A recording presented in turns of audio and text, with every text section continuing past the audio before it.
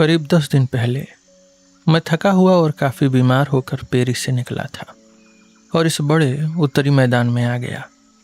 यहाँ के खुलेपन, शांति और आसमान को देखकर मुझे फिर से ठीक हो जाना चाहिए था, लेकिन जब मैं यहाँ पहुँचा तो लगातार बारिश हो रही थी। आज पहला दिन है जब इस अशांत हवाओं वाली जगह पर बारिश थोड़ी रुकी है और मैं इस धूप वाले पल का फ़ायदा उठाकर आपको नमस्ते कह रहा हूँ। मैंने बहुत दिनों से आपके एक खत का जवाब नहीं दिया है। ऐसा नहीं कि मैं उसे भूल गया था, बल्कि सच तो यह है कि यह ऐसा खत है जिसे अगर कोई दूसरे खतों के बीच पा ले तो दोबारा पढ़ता है और इसे पढ़कर मुझे आपकी पहचान ऐसे होती है जैसे आप बहुत पास हों। यह आपका 2 मई का खत है और मुझे पक्का यकीन है कि आपको यह याद होगा। अब जब मैं इन दूरियों की गहरी शांति में इसे पढ़ रहा हूँ तो जिंदगी को लेकर आपकी जो खूबसूरत चिंता है वो मेरे दिल को छू रही है। यह पेरिस से भी ज़्यादा महसूस हो रहा है, जहाँ बहुत ज़्यादा शोर के कारण चीज़ें कांपती हैं और हर आवाज़ गूंजकर अलग ही तरह से गायब हो जाती है। यहाँ जहाँ मेरे चारों तरफ एक बहुत बड़ी खुली जगह है, जहाँ समंदर से आने वाली हवाएं चलती हैं, यहाँ मुझे लगता है कि दुनिया में ऐसा कोई नहीं है जो आपके लिए उन सवालों और एहसासों का जवाब दे सके जिनकी गहराई में अपनी ही एक अलग जिंदगी है। क्योंकि बहुत अच्छी तरह बात करने वाले लोग भी मदद नहीं कर सकते, क्योंकि शब्दों से हम जो बताना चाहते हैं वे इतने नाजुक होते हैं कि उन्हें कहना लगभग नामुमकिन है। लेकिन फिर भी मुझे लगता है कि आप बिना किसी हल के नहीं रहेंगे अगर आप उन चीज़ों पर भरोसा करें जिन पर अभी मेरी नज़रें टिकी है। अगर आप नेचर पर भरोसा करें, उसकी सादगी पर, उन छोटी छोटी चीज़ों पर जिन्हें शायद ही कोई देखता है और जो अचानक से बहुत बड़ी बन सकती हैं। अगर आपके अंदर उन मामूली चीज़ों के लिए प्यार है और आप एक सेवा करने वाले इंसान की तरह सादगी से उन चीज़ों का भरोसा जीतने की कोशिश करते हैं जो मामूली लगती हैं, तो आपके लिए सब कुछ आसान हो जाएगा। चीज़ें ज़्यादा साफ और सुकून देने वाली बन जाएंगी। शायद आपके जागते हुए दिमाग में नहीं, जो हैरान होकर पीछे रह जाता है, बल्कि आपकी सबसे गहरी समझ और ज्ञान में। आप अभी बहुत जवान हैं, हर शुरुआत से बहुत पहले खड़े हैं और मैं आपसे हाथ जोड़कर विनती करना चाहता हूँ कि आपके दिल में जो भी बातें अभी अनसुलझी हैं उनके साथ थोड़ा सब्र रखें और उन सवालों से ही प्यार करने की कोशिश करें जैसे कि वो बंद कमरे में हों या किसी अनजान भाषा में लिखी हुई किताबें हों। अभी जवाब मत ढूंढिए जो आपको अभी नहीं दिए जा सकते, क्योंकि आप उन्हें जी नहीं पाएंगे। और सबसे जरूरी बात यह है कि हर चीज को जीना है। अभी उन सवालों को जिए, शायद तब भविष्य में किसी दिन धीरे धीरे बिना आपको पता चले आप खुद ब खुद उन जवाबों को जीना शुरू कर देंगे। हो सकता है कि आपके अंदर कुछ नया बनाने की ताकत हो, जो कि जिंदगी जीने का एक बहुत ही पवित्र और अच्छा तरीका है। खुद को इसके लिए तैयार करें, लेकिन जो भी सामने आए उसे पूरे भरोसे के साथ अपना लें। और जब तक वह आपकी अपनी इच्छा से आपके अंदर की किसी गहरी ज़रूरत से निकल कर आ रहा है तो उसे अपना लें और किसी भी चीज़ से नफरत न करें। सेक्स मुश्किल चीज़ है, हाँ, लेकिन वो सारे काम जो हमें सौंपे गए हैं मुश्किल ही होते हैं। लगभग हर सीरियस चीज़ मुश्किल होती है और सब कुछ सीरियस ही है। अगर आप बस इस बात को समझ लें और खुद से, अपने टैलेंट और स्वभाव से, अपने तजुर्बे, बचपन और ताकत से सेक्स के साथ एक बिल्कुल अपना निजी रिश्ता बना सकें, ऐसा रिश्ता जिस पर समाज के रिवाजों या नियमों का असर न हो, तो फिर आपको खुद को खोने या अपनी सबसे प्यारी चीज के नाकाबिल बन जाने का डर नहीं रहेगा। शारीरिक खुशी एक शरीर से जुड़ा अनुभव है। यह किसी खूबसूरत चीज को देखने या किसी मीठे फल को जीभ पर रखने के साफ और सच्चे एहसास से बिल्कुल अलग नहीं है। यह एक बहुत बड़ी और कभी न खत्म होने वाली सीख है जो हमें दी गई है। दुनिया का ज्ञान है और हमारा इसे अपनाना कोई बुरी बात नहीं है। बुरी बात यह है कि ज़्यादातर लोग इस सीख का गलत इस्तेमाल करते हैं और इसे बर्बाद कर देते हैं। वो इसे अपनी थकी हुई जिंदगी में एक नशे और भटकाव की तरह इस्तेमाल करते हैं, न कि अपने सबसे बेहतरीन पलों के लिए खुद को समेटने या मजबूत करने के तरीके के रूप में। लोगों ने खाने पीने को भी कुछ और ही बना दिया है। एक तरफ ये जरूरत है तो दूसरी तरफ हद से ज़्यादा खाना। लोगों ने इस जरूरत की सफाई को गंदा कर दिया है और इसी तरह वो सारी गहरी और आसान ज़रूरतें भी मैली हो गई हैं जिनसे ज़िंदगी खुद को नया बनाती है। लेकिन कोई भी अकेला इंसान इन्हें अपने लिए साफ कर सकता है और इन्हें सही तरीके से जी सकता है। वह इंसान नहीं जो दूसरों पर निर्भर है, बल्कि वह जो एकांत में रहता है।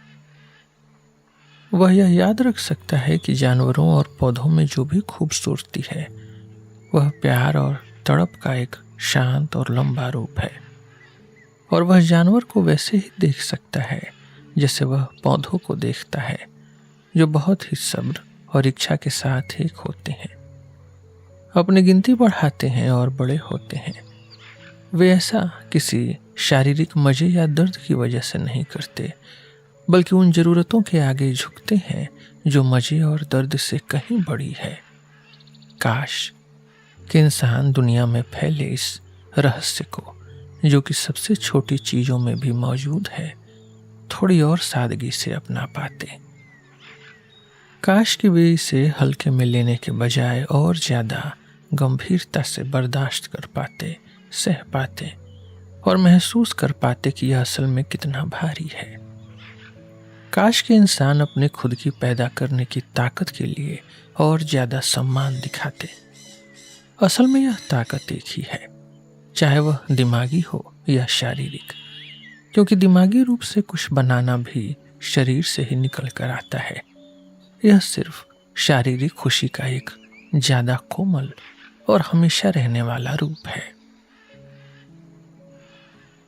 एक बनाने वाला बनने, जन्म देने और आकार देने का विचार तब तक कुछ भी नहीं है जब तक इसे दुनिया में लगातार अपनी असली शक्ल और मंजूरी न मिले, और जब तक इसे चीज़ों और जानवरों की हजारों गुना सहमति न मिले।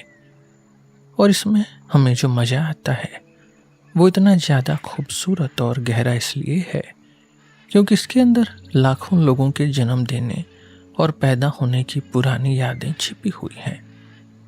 कुछ नया बनाने वाले एक विचार में प्यार की हजारों भूली हुई रातें फिर से जिंदा हो जाती हैं और इसे शान और खुशी से भर देती हैं।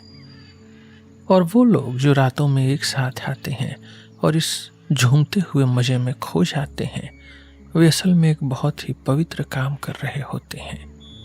वे भविष्य के किसी ऐसे कवि के गीत के लिए मिठास, गहराई और ताकत जमा कर रहे होते हैं जो आकर ऐसी परम खुशियों को बताएगा जिन्हें शब्दों में नहीं कहा जा सकता। और वे भविष्य को बुलाते हैं, और अगर उन्होंने कोई गलती भी की हो और आंख बंद करके एक दूसरे को गले लगा लिया हो, तब भी भविष्य आता ही है। एक नया इंसान जन्म लेता है, और जो यहाँ सिर्फ एक इत्तेफाक लगता है, उसकी नींव पर वह नियम जागता है जिसके जरिए एक मजबूत बीज उस संडे तक पहुंचने का अपना रास्ता बना लेता है, जो उससे मिलने के लिए आगे बढ़ता है। ऊपरी दिखावे से धोखा मत खाइए। गहराइयों में सब कुछ एक नियम बन जाता है, और जो लोग इस रहस्य को झूठ और गलत तरीके से जीते हैं, और ऐसे बहुत से लोग हैं, वे इसे सिर्फ अपने लिए खोते हैं, लेकिन फिर भी बिना जाने वे इसे एक बंद लिफाफे की तरह आगे बढ़ा देते हैं। और इस बात से परेशान मत होइए कि कितने सारे अलग अलग नाम हैं और हर एक की जिंदगी कितनी उलझी हुई लगती है। शायद इन सबसे ऊपर एक बहुत महान मदरहुड है जो एक साझी तड़प के रूप में मौजूद है। एक लड़की की खूबसूरती जो कि अभी तक कुछ भी हासिल नहीं कर पाई है, वह एक ऐसा मदरहुड है, ऐसा मातृत्व है जिसे अपने आने का एहसास हो गया है।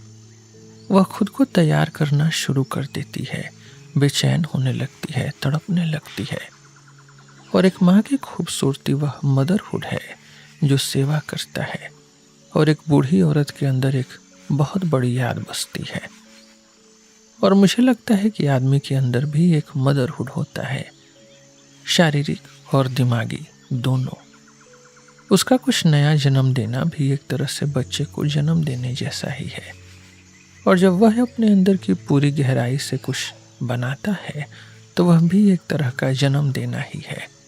और शायद स्त्री और पुरुष आपस में उससे कहीं ज़्यादा मिलते जुलते हैं जितना लोग सोचते हैं। और इस दुनिया का सबसे बड़ा बदलाव शायद एक ही बात में छिपा है कि आदमी और औरत सारे गलत ख्यालों और नफरतों से आज़ाद होकर एक दूसरे को उल्टे छोर की तरह नहीं बल्कि भाई और बहन की तरह, पड़ोसियों की तरह ढूंढेंगे। और वे एक इंसान के रूप में आपस में जुड़ेंगे ताकि वे एक साथ मिलकर सादगी से, पूरी लगन और सब्र के साथ उस भारी शारीरिक जिम्मेदारी को उठा सकें जो उन पर डाली गई है। लेकिन जो कुछ भी भविष्य में बहुत से लोगों के लिए मुमकिन हो सकता है, उसे अकेले रहने वाला इंसान अभी से अपने ही हाथों से तैयार कर सकता है और बना सकता है, क्योंकि उसके हाथ कम गलतियां करते हैं। इसलिए अपने अकेलेपन से प्यार करें और इसके दर्द से जो आवाज निकले उसे एक गीत की तरह गाने की कोशिश करें। क्योंकि आपने कहा कि जो लोग आपके करीब हैं वो आपसे बहुत दूर हैं। यह दिखाता है कि आपके आसपास की जगह बहुत बड़ी और चौड़ी होती जा रही है। और अगर आपके करीब की चीज़ें आपसे दूर हो रही हैं तो इसका मतलब है कि आपका वह फैलाव अब सितारों के बीच पहुंच चुका है और बहुत बड़ा हो गया है। अपनी इस तरक्की को लेकर खुश रहिए। जाहिर है कि आप इस सफ़र में किसी और को अपने साथ नहीं ले जा सकते, इसलिए जो लोग पीछे छूट गए हैं उनके साथ प्यार से पेश आएं। उनके सामने पूरे भरोसे और शांत मन के साथ खड़े रहें। उन्हें अपने शक से परेशान न करें और नहीं अपने भरोसे या खुशी से उन्हें डराएं, क्योंकि वो इन चीज़ों को समझ नहीं पाएंगे। उनके साथ कोई ऐसा आसान और सच्चा एहसास ढूंढने की कोशिश करें जो आप दोनों में एक जैसा हो। यह एहसास ऐसा होना चाहिए जो आपके बार बार बदलने पर भी न बदले।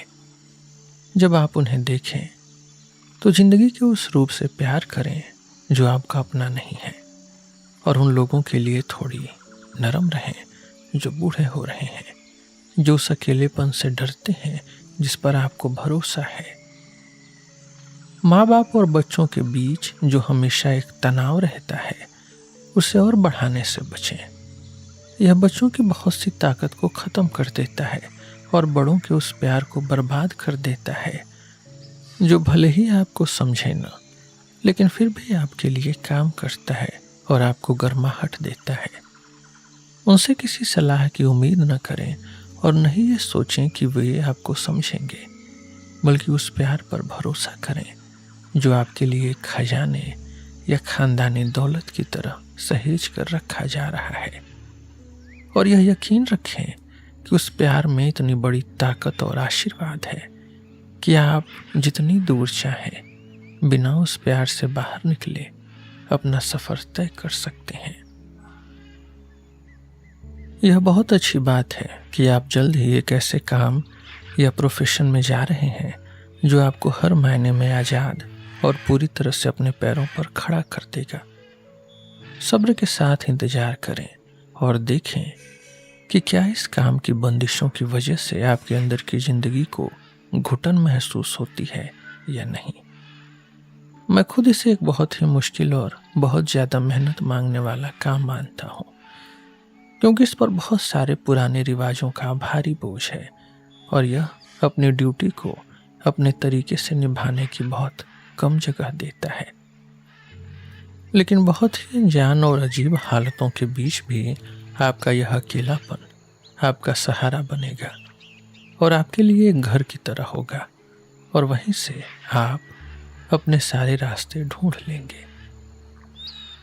मेरी सारी शुभकामनाएं आपके साथ चलने के लिए तैयार हैं और मेरा भरोसा आपके साथ है। आपका रेनर मारिया रिल्के।